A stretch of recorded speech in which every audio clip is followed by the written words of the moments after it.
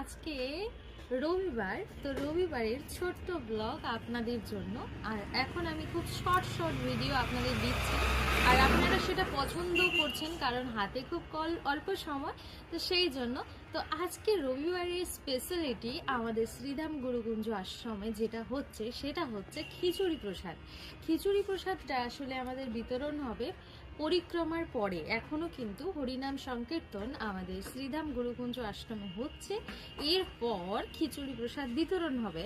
আর আজকে যেহেতু সানডে, তো সেই জন্য আজকে কিন্তু আমাদের যে ওই সাইডে যে বোট রয়েছে, নৌকা রয়েছে, তাতে কিন্তু ভক্তরা বিচরণ করছেন।